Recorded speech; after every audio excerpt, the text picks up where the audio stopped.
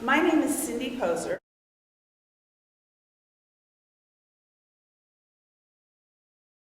My testimony is about the fact that the good Lord has blessed Cliff and I in a way that we never expected.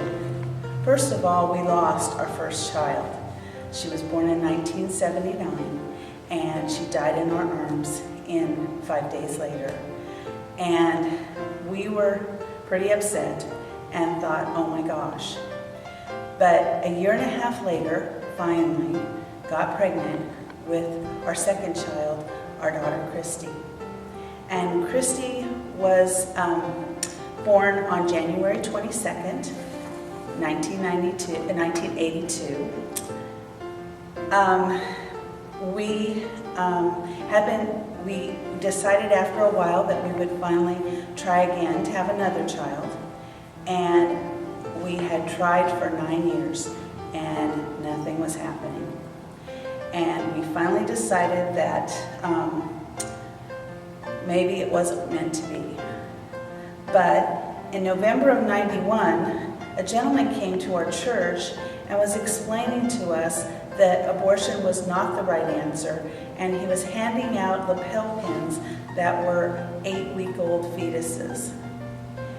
And Cliff and I discussed it and decided that maybe it was time to look into adoption.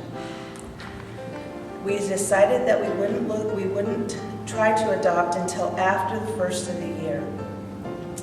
And on January 5th, I went to the hairdressers to get my hair permed, and because we were going to a buying show.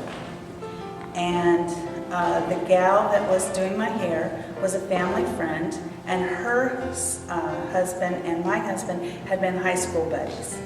And she said, "What are you up to?" And I said, "You know, we've been trying to have another child for the last 9 years, and it just hasn't worked out. So we're going to get on an adoption list." And she said, "I know where there's a baby." And I said, "Really?" And she goes, "Yeah." She goes, "While your hot hair is processing, I'll quickly make a phone call." She made a phone call and came back and said, "The baby hasn't been promised to anyone." And she said, "I'll keep in touch." So we went to our buying show, came home. There was a phone call on our message machine, and she said she'd call back. She called back and said, "You are going to be the family that will be able to adopt this child," and it was January 13th. Then I quickly needed an attorney, and God provided one. I needed to do all the things for the adoption, and I was running around like a chicken with my head cut off, and finally said, "Wait a minute, I'm not in control, God's in control." And so I just relaxed. I got the phone call that the baby was born on January 22nd. And I thought, isn't that interesting? That's my daughter's 10th birthday. And so we took a red eye to Illinois, where he was born, and we got there and got to meet the mother and the birth mother, and she looked like she could have been Cliff's sister. And I used to tell everybody, God took care of all the details.